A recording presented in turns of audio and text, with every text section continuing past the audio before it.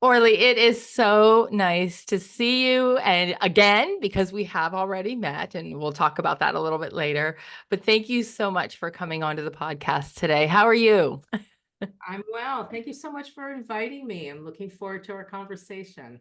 Yeah, I am too. I can't wait to learn all about LinkedIn and your strategies because you are a guru and I just can't wait. I'm going to be asking you all sorts of fun questions.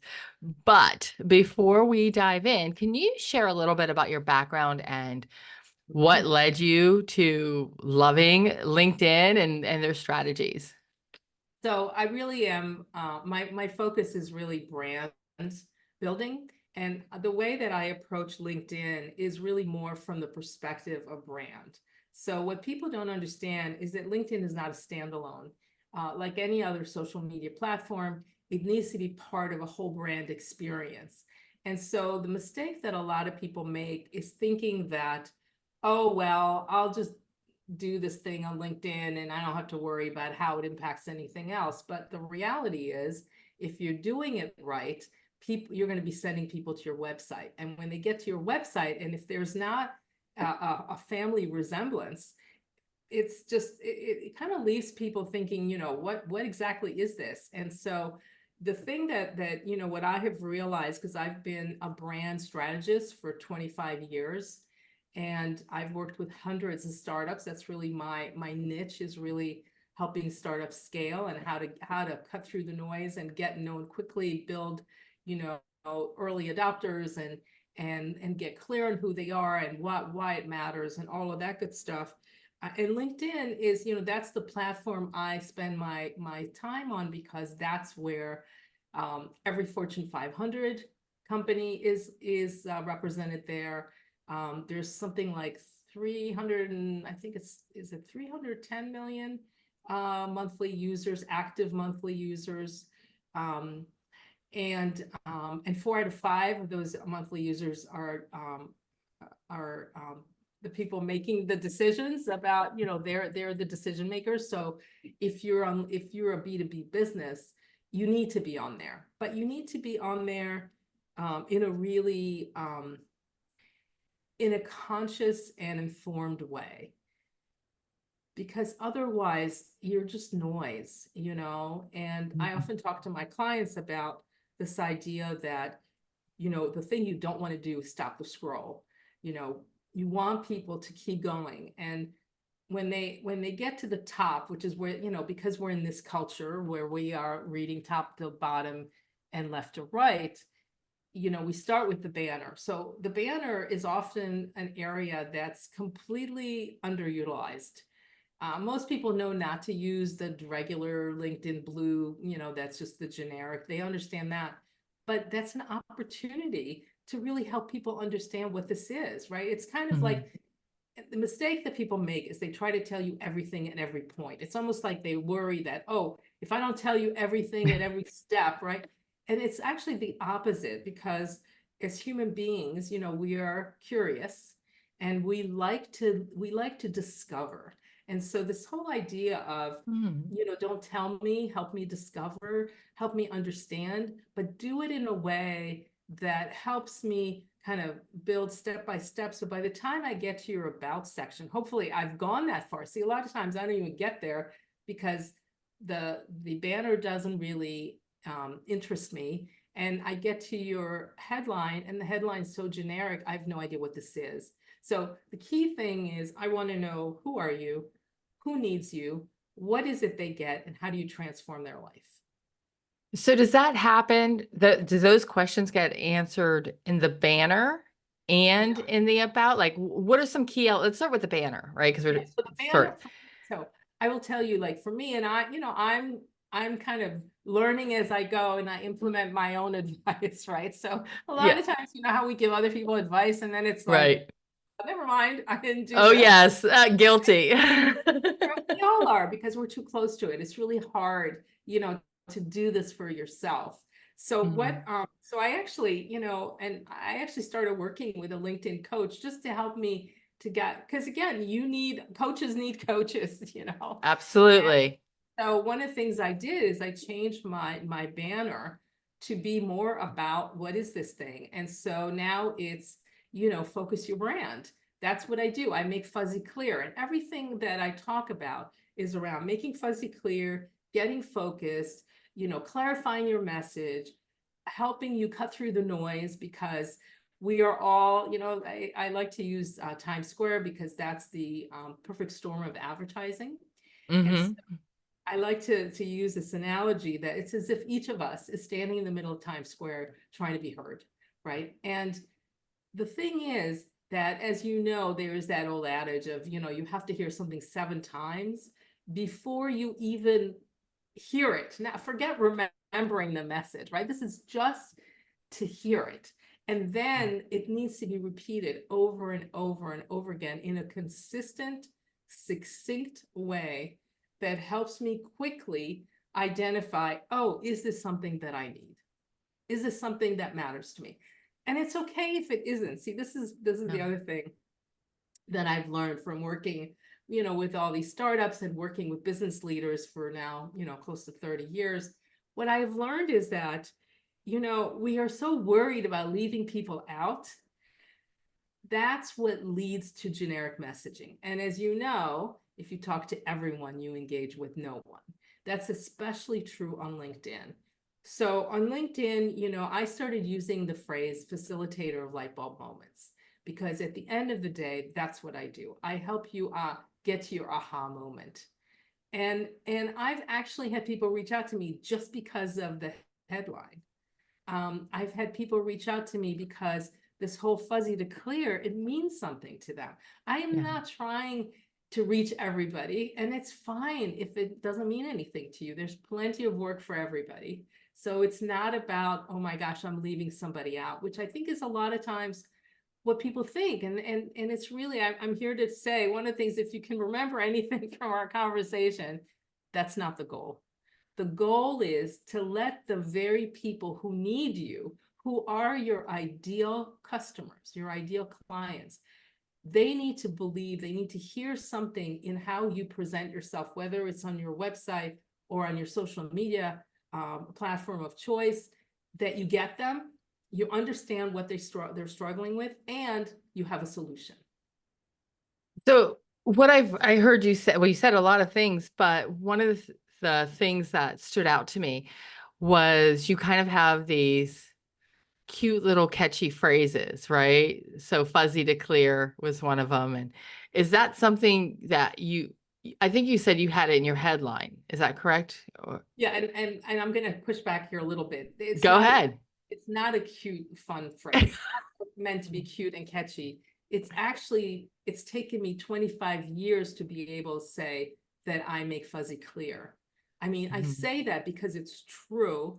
I can do Right. it faster than just about anybody else, and I can get you to that point.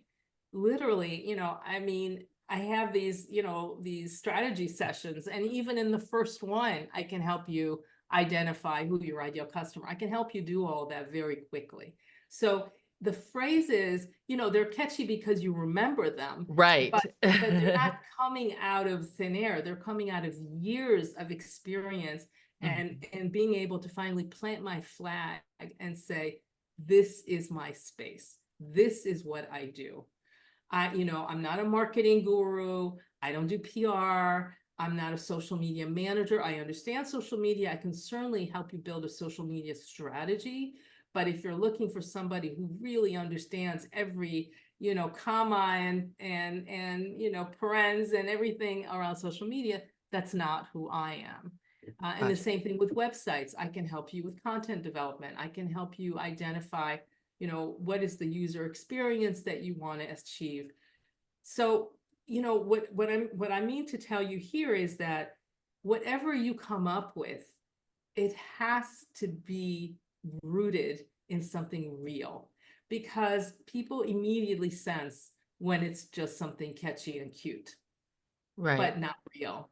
And now I've got people saying to me, oh, you make my fuzzy clear. Oh, I need you to make my fuzzy clear. It's sort of caught on because it's something that every young business struggles with. I Right. don't know how to attract my ideal clients. So I built a whole process around how to come up with your elevator pitch. LinkedIn is an extension of that. Your website is an extension of all of that. So is that something that you would put as your headline instead of the traditional, here are my credentials or what I Oh, do? It's instead of the credentials, what you're good at, what you really accomplished should be in are you that talking? headline. So first of all, your credentials don't go in your headline. Your credentials are under education. They're in skills, and also, a lot of people really don't use recommendations enough, or really don't use them to their full advantage, which is to show how those credentials help people, right? Mhm. Credentials are, I mean, this is not, see, what people also don't understand is LinkedIn is not a resume. And I see this a lot in the about section. The about section is not a mini resume. The about section should have 4 sections. The first should be about, who are you, and who do you work with? Then there should be another section, which is really, and these are very short paragraphs, so 3 to 4 tops. And then there should be a paragraph that kind of shows you, right? Show me, don't tell me. Show me how this helps somebody. Like, give me an example. Like I talk about storytelling and making fuzzy clear for somebody who's a speaker, for instance, and they don't know how to cut through the noise of event planners who are looking for speakers. How do they break out of that?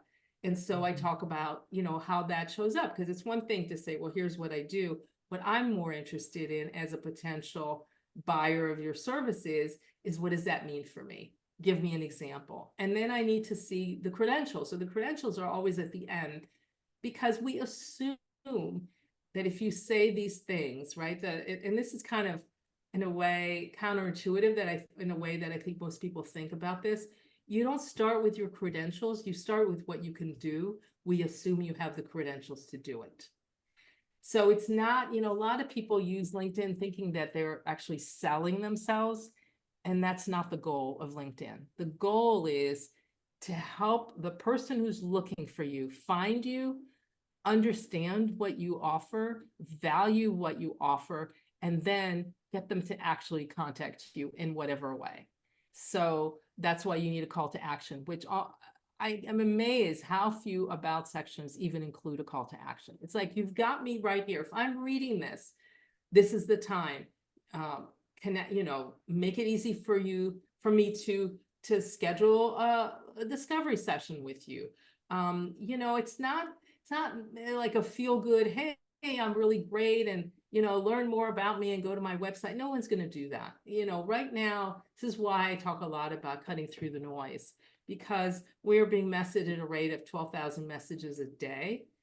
And that's on the low end. That's 4 million messages a year. 4 million.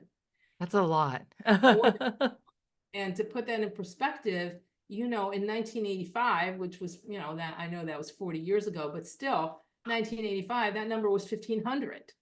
We've gone from 1,500 to 4 million.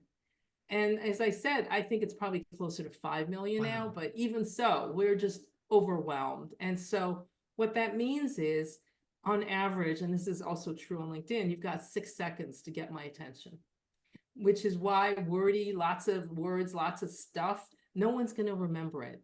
You want something that's going to catch somebody to say, oh, I want to learn more about it, which is really all you're doing. The headline is just meant to kind of tease me, right? Help me understand something about you. So I talk about making fuzzy clear specifically for people who are struggling with their messaging. They're struggling to attract their ideal clients and grow their business. So you just talked about what a noisy world it is, right? In the digital world Yes. with everything. And we are getting bombarded left and right with ads, with content. Content. So what type of content do we create that cuts through the noise and gets our audience's attention on LinkedIn? Well, that's a it depends answer. Okay. Of course. Because everyone's business is different. So, Right. for me, my goal is to get people to understand that I know how to help them cut through the noise, but also, I'm a speaker, I'm an author, I'm looking for speaking opportunities.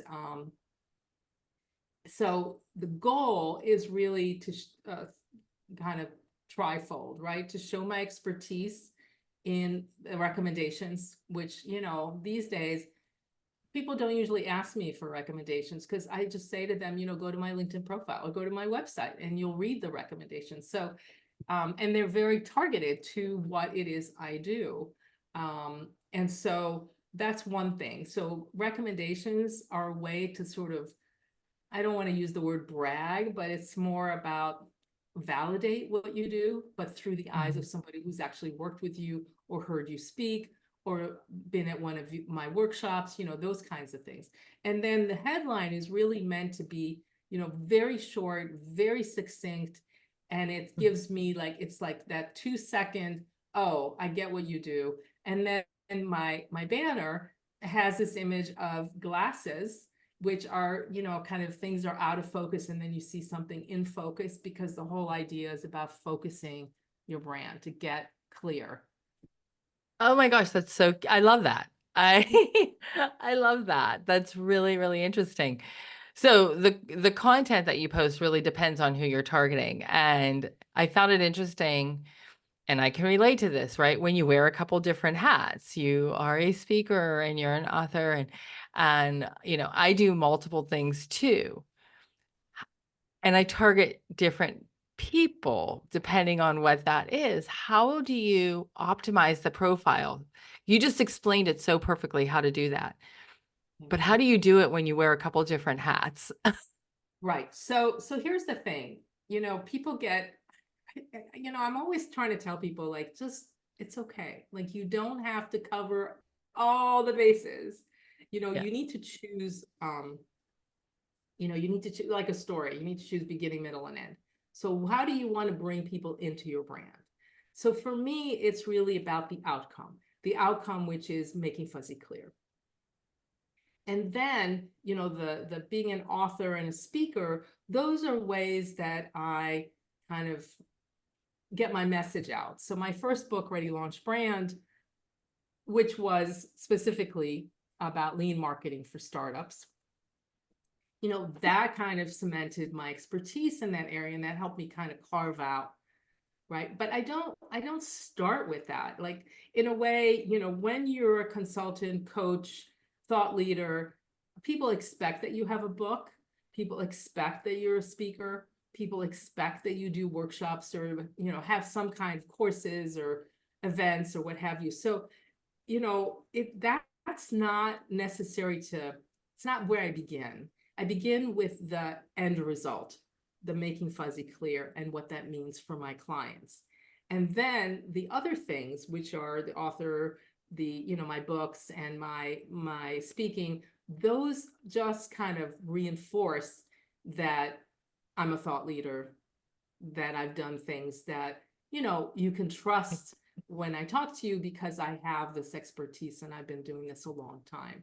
And if you go on my website and you go to my press page and you see, 5 or 6 pages of where I've spoken and where I've been a guest on a podcast and, workshops that I've done, all those kinds of things.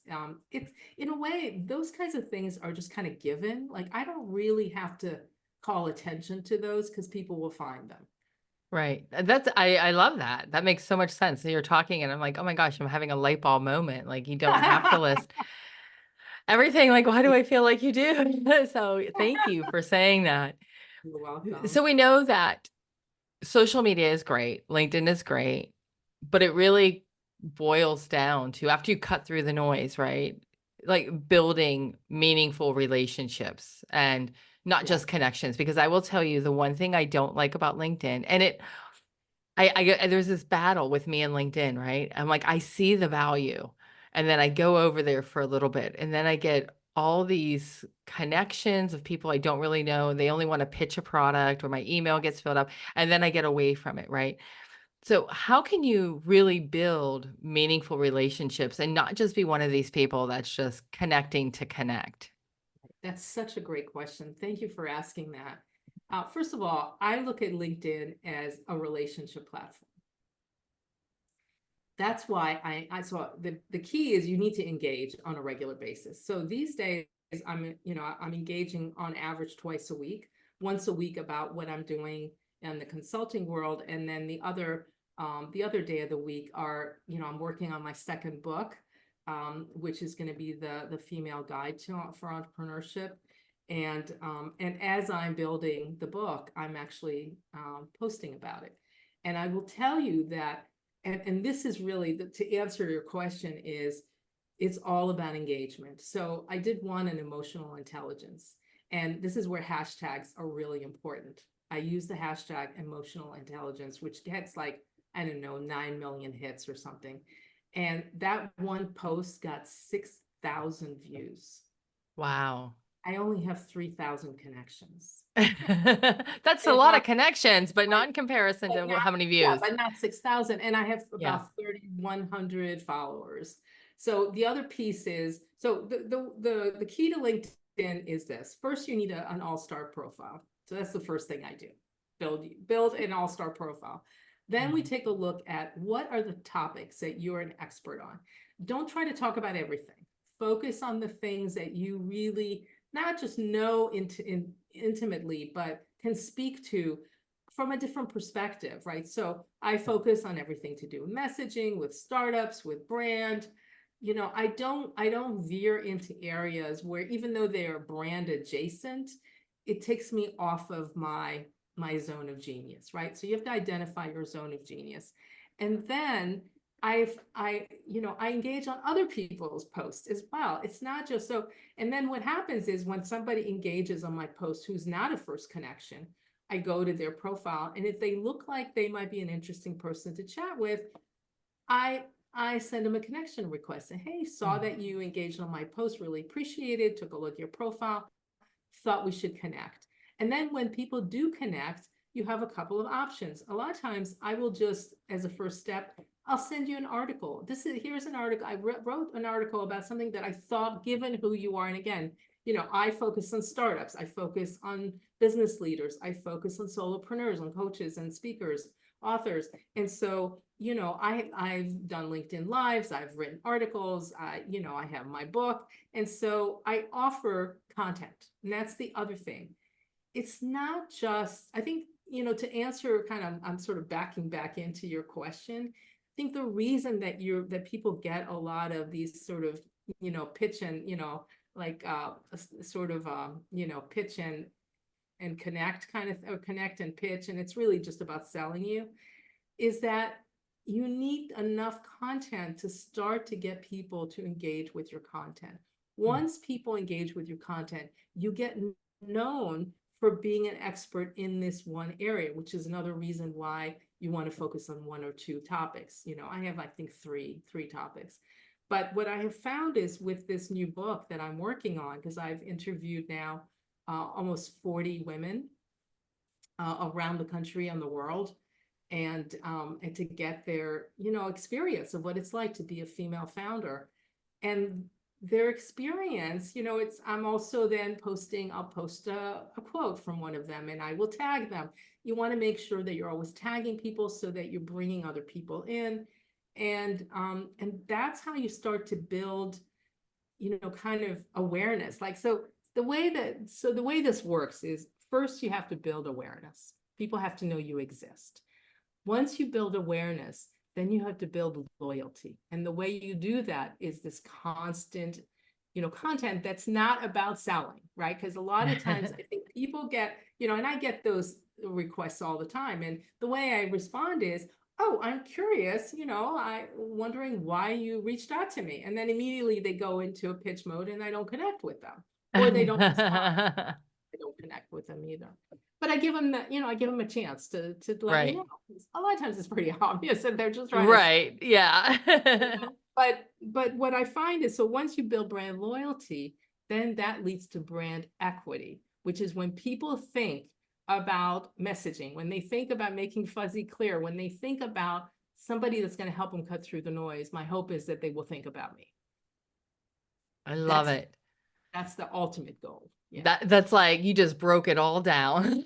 You broke it all down right That's there. what I do, right? That's what I do. You make fuzzy clear. Make fuzzy clear. Exactly. So, how can our listeners connect with you if they want to learn more about optimizing their LinkedIn or your books? Where can they find you? Well, so they can go to my website, zeewybrands.com. They can actually read about my current book, Ready Launch Brand, on my website also, which is zeewybrands.com/books. And it also talks about my upcoming book and gives some feedback, some intel about that. They can go to LinkedIn at Orly Zeewy on LinkedIn. And if they want to check out my book, they can go to Amazon and just type in Ready Launch Brand book, and my book comes up. Wonderful. And if you're listening, all of those links that she just said are in the show notes. So just scroll down and click on the link and connect with Orly. Orly, thank you so much for coming on today. This was wonderful. I've learned so much about LinkedIn, and you may have just inspired me to spend a little bit more time there. Thank you. And thank you again for inviting me, Dan. I really, really enjoyed our conversation. Well, thank you. All right, everybody. We'll see you next week.